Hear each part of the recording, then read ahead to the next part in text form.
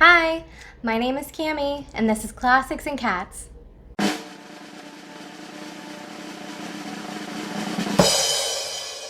Okay, welcome to part 3 in my series of books that I read in my youth. The first one was books I read, books that were read to me by my parents as a kid, and then books I read as a tween, and then books I read as a teen. So this is books I read as a teen. So these would be books that I started getting into probably ages 14 and up, probably through my teens, maybe early 20s. There was a progression, but these are the ones that I mainly remember reading. Okay, so you may notice that my taste in books changed quite a bit when I hit my teenage years. I think I started to be a little fascinated by the darker side of literature, things that were more taboo, just kind of exploring those thoughts and ideas as I was becoming aware of them.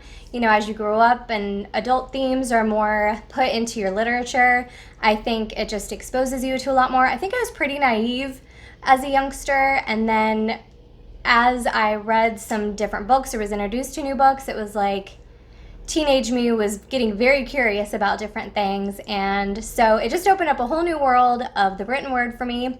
And so you'll see that in some of my books that I liked.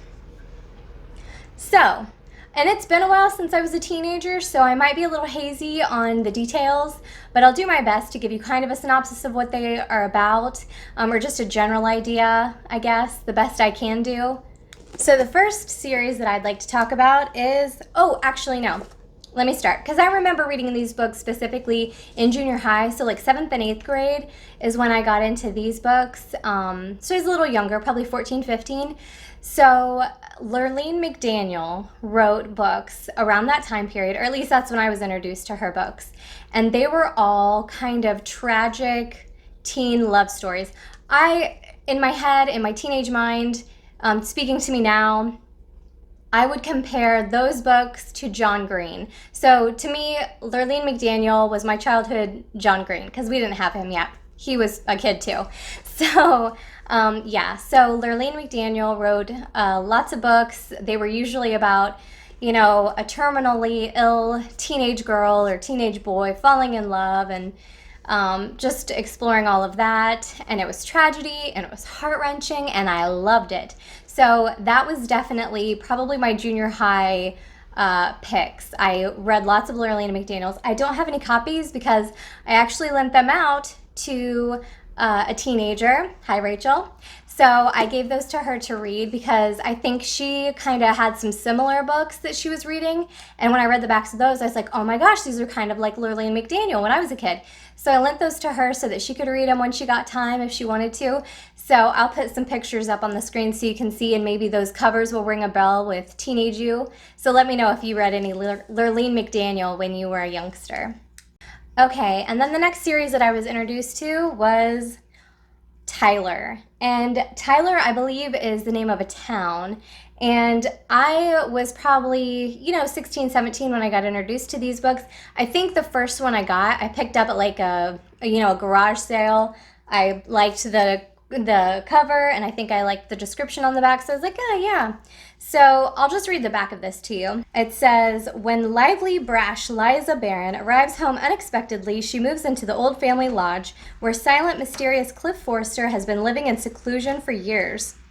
When a body is uncovered on the lodge grounds, the community begins to piece together the truth about Tyler's first family and a secret hidden for 40 years that threatens to tear the town apart. So that definitely spoke to me, romance, mystery, all of the things. So this was probably mid-teenage Cam's pick. It was all new to me. The love scenes and mystery. I was starting to get into more YA style, which I don't know if this would be considered YA or adult fiction. I would need to go and check. But yeah. Oh, well, it says romance. This was considered a romance novel. So yes, so I was starting to get into those as a teen. And then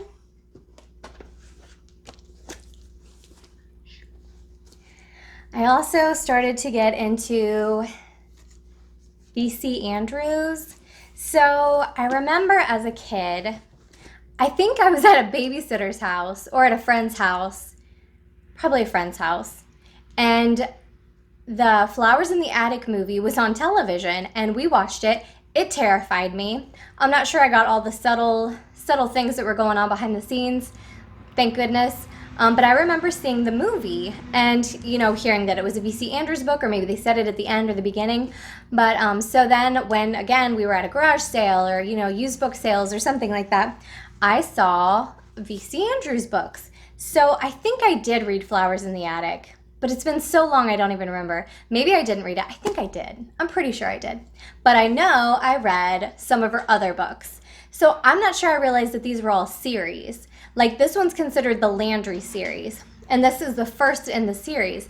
But I don't think I realized that. I think I would just pick up V.C. Andrews books at garage sales whenever I saw them and just read them out of order. And I think they do kind of read as standalones, but it would make more sense to read probably every book in the series in chronological order. Again, I don't think it's absolutely necessary. I could be wrong, but definitely Ruby series I remember reading, and I think there's 5 or 6 in this series. But the reason I kind of cringe a little bit is because I think these are kind of considered, I don't want to say trashy novels. I think some people look at it that way. In my mind, if anything gets you to read, then it's good for you. And these got me to read. They were very interesting, very probably steamy. I probably wouldn't want my parents to read these along with me. But I was probably an older teenager by the time I read these, probably 17, 18, 19. But they were very interesting, very juicy, I would say. They had elements that I hadn't been introduced to yet, and they always had these inserts. So it was like, oh, look at this pretty little girl. What's happening? So it was always like, what's the story going to be about? But usually they were something a little disturbing. Somebody would fall in love and then find out it's their half brother, and things like that. And it was fun reading. And I think they're actually making a television show out of this series called Ruby, so I probably will watch it, or at least try to watch it and see if I like it. And I think they all take place in like the Louisiana Bayou, so it's got that, the discussions of like the Creole language, or different like dances that they had that were specific to that time and that place. And I don't know, they're beautiful. And there was usually always like a mysterious family connection to like a millionaire family in Baton Rouge. And it was just like, ooh, so exciting. So yes, V.C. Andrews. Sorry, Mom and Dad. What can I say? At least I was reading, Okay, so I'll read the back of Ruby for you so you can kind of get an idea, because it'd be better than me trying to describe it from memory. In the heart of the Bayou, Ruby Landry lives a simple, happy life, but innocence can't last forever. The only family Ruby Landry has ever known are her loving guardian, Grandmère Catherine, a Cajun spiritual healer, and her drunken outcast, Grandpère Jack. Although thinking about her dead mother and mysterious father sometimes makes her feel as mournful as the wind sighing through the Spanish moss, Ruby is grateful for all she has. Her life is filled with hope and promise, especially when her attraction for handsome Paul Tate blossoms into a mysterious, wonderful love. But Paul's wealthy parents forbid him to associate with a poor Landry, and Grandmère urges her to follow her dream of becoming a great painter, foreseeing a time when Ruby will be surrounded with riches in the dazzling city of New Orleans. Yet she cannot know how close that uncertain future looms. In a faded photograph, Ruby glimpses for the first time the image of her father and learns of his shameful deception and a shocking scheme of blackmail that now must come to light. Stunned by these revelations, she is devastated when Grandmère dies, leaving her to seek out her father in his vast New Orleans mansion. There, in a house of lies, madness, and cruel torment, Ruby clings to her memories of Paul to keep her heart alive. For only their love can save her now. It's a bit dramatic, but it was fun. All right. So then I would say I seem to gravitate towards more authors when I was an older teenager, more so than just random books. I would pick up like a V.C. Andrews or a Lurleen McDaniel, and once I read one and loved it, I would look for all of them. I would see another book by that author and I would pick it up and read it. Now I feel like I hear a story or a plot and I don't care who wrote it. Like, if it sounds interesting, it's like, oh, I want that. But at this point in time, this wasn't really time of the internet, so you couldn't go and search different books. You didn't have YouTube to give you book recommendations, so it was all what I saw at the library or a book sale or a garage sale or, a bookshop, so that's where usually it was a cover that got your attention and then you read the back and it sounded good and you got it. So most of my experience was with that. But I feel like as a teenager, I definitely was drawn to specific authors because I had read a book by them and loved it. So like I said, Lurleen McDaniel, V.C. Andrews, and then I discovered Thomas H. Cook. So I don't know who to compare Thomas H. Cook to because I don't read a lot of mysteries, but I loved Thomas H. Cook. And I don't know how I got introduced to him. I've got like these two, but I have a tote full of my old V.C. Andrews, my old Thomas H. Cooks. So I have a lot more of these, but I just grabbed these two because these two I remember the most, I would say. But I'm just going to read the back instead of trying to give you a description. So, on a summer day, a young woman alighted from a bus in the small Cape Cod village of Chatham and took up residence in a cottage on the edge of Black Pond's dark waters. She was embarking on a voyage she could not foresee, one that would bring catastrophe to her, to those she loved, and to the town of Chatham itself.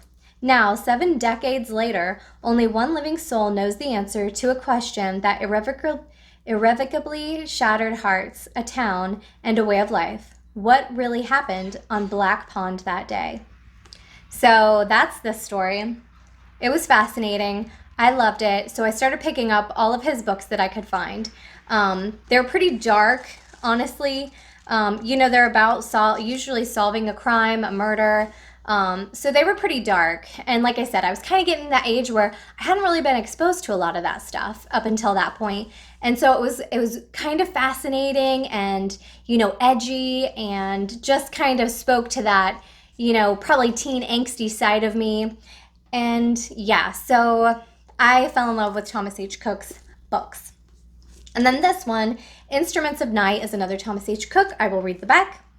Instruments of Night. Riverwood is an artist community in the Hudson River Valley, a serene place where writers can perfect their craft. But for all its beauty and isolation, it was once touched by a terrible crime, the murder of a teenage girl who lived on the estate 50 years ago. Faye Harrison's killer was never caught, and now her dying mother is desperate to learn the truth about her daughter's murder. Enter Paul Graves, a writer who draws upon the pain of his own tragic past to write haunting tales of mystery. Graves has been summoned to Riverwood for an unusual assignment: to apply the art of fiction to a crime that was real, and then write a story that will answer the questions that keep Faye's mother from a peaceful death. Just a story. It doesn't have to be true. Or does it? So this was fascinating to me. Again, I really loved his book. So if you're really into that, if that sounds fascinating, I recommend these. I thought they were well written. Teenage me did. I haven't read these in years. So I would kind of like to go back and read some of the ones I haven't read. There was another one called Mortal Memory, which I also haven't. I didn't grab it, but I'll put a picture up here.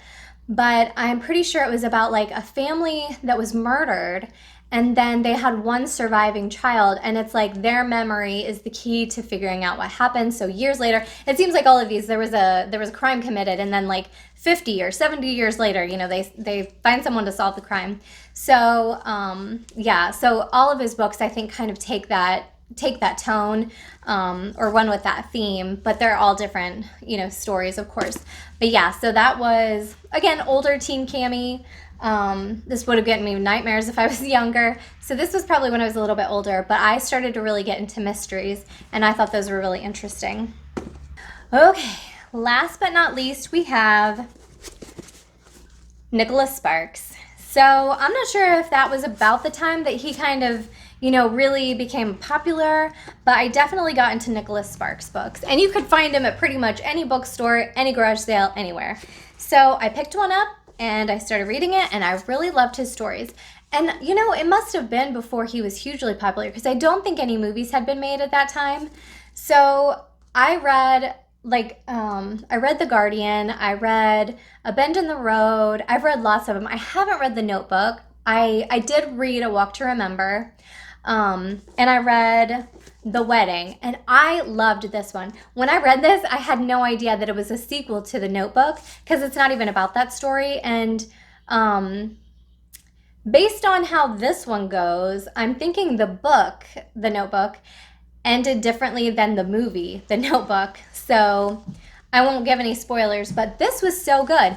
I did not see the twist at the end of this coming. So it's basically about a husband and wife, and I think they're growing distant. Their children are grown and out of the house, and they've kind of grown apart. The spark, the love that they felt just isn't quite there. They feel like they're kind of on different pages, and I think the wife is really sad about this, and the husband's very sad about this. They want to be close again, but neither one of them really knows how. And at the same time, they're planning the wedding of their daughter. So it's beautiful. Like I said, I didn't see the twist at the end. This is so sweet though, and I really liked it. Like I said, I haven't read The Notebook, so I don't think you have to read both of them. You can read this as a standalone. But like I said, it doesn't go along with the way the movie version of The Notebook ended. So now I kind of want to go back and read the book version of The Notebook and, see how the story plays out in the novel instead. But like I said, this one was fantastic. The Guardian was fantastic. This one's about a woman and her dog. I think her husband dies. I'll read the description. Okay. Julie Berenson's young husband left her two unexpected gifts before he died, a Great Dane puppy named Singer, and the promise that he would always be watching over her. Now 4 years have passed. Still living in the small town of Swansboro, North Carolina, 29-year-old Julie is emotionally ready to make a commitment to someone again. But who? Should it be Richard Franklin, the handsome, sophisticated engineer who treats her like a queen? Or Mike Harris, the down-to-earth nice guy who was her husband's best friend? Choosing one of them should bring her more happiness than she's had in years. Instead, Julie is soon fighting for her life in a nightmare spawned by a chilling deception and jealousy so poisonous that it has become a murderous desire. This book was amazing. I think the ending had me in tears. Yeah, animal lovers, this is gonna crush ya. Just a warning. That's a trigger warning. But it was so good. It was so good. I remember I read this years ago, like I said, when I was a teen. So it's been a while. But I remember this one about broke me. It was so good. And I think The Bend in the Road was really good too. Like it just had one of those endings that you're just like, oh, it was just so beautiful. So yeah. Nicholas Sparks was another one. Like I said, I seem to kind of just gravitate toward authors and then read as many of their books as I can. Okay, the book I actually want to mention is The Face on the Milk Carton, but I couldn't find my copy of that. So this is the sequel, but The Face on the Milk Carton was basically the story about a girl, I'll put it here, basically about a girl who, while sitting in the lunchroom in school, which for you young people, we used to have milk cartons. Well, they used to put missing children on them as like an advertisement, so if you recognized anyone, you could call in to this hotline and help these lost children be found. So one day this girl is sitting in her lunchroom and she happens to see a face on a milk carton that she recognizes as her own. So she's torn about what to do. She has a loving family. Her parents are quite a bit older, but they're very good to her. But she's curious about why her face is on a milk carton. So she calls this number and it kind of opens a whole mystery for her about where she came from and how she came to be in this family. It's really kind of sad. Actually, I'm not sure if the book is written as dramatically as that sounds to give it the full depth of emotion that you probably should have with a story like that. But it was good. I remember loving it as a child, and I remember they made a movie adaptation of it. If I can find a clip or a photograph, I'll put it up here. But I'm trying to remember the actress that was in it. I want to say Kelly Martin played the girl, which if you're a kid from the 80s, like you probably know who Kelly Martin is. I feel like she was really famous for a while and was just in a lot of little movies, but I'm pretty sure it was Kelly Martin. that was in this film, but I just loved it. It's a terrible story. It's tragic. You know, this girl has this, happy life and then finds out that maybe she belongs to a different family. We're not really accepting of her, and it's just really hard. It's a sad story, but I really loved that as a teenager. It was just the right amount of mystery and drama for my teen heart. So that one was a good one. And then I also really loved, these are probably the only ones that don't really go with an author. I said that, I mainly looked for specific authors and their stories, but these two were standalones for me. So I also loved The Image Game. This was so cool to me as a teenager. It's one of those stories where she's trying to impress one guy when there's another guy that already liked her just the way she was. And I love that. That's for sure a popular trope, but it was probably my first introduction to that as a kid, and I loved it. So I'll read the back of this to you. Celia Pendergast will do anything to capture the attention of Brooke Peters, school hero, so when Zach Collins comes to town, he and Celia cook up a wild scheme. They will pretend to be boyfriend and girlfriend to make Brock jealous. The strategy works, locking Cecilia, Zach, and Brock into a triangle of affection and deceit. As tensions mount, Celia is forced to see behind the illusions she and her friends have created and decide what's more important, an unappealing truth or an alluring lie.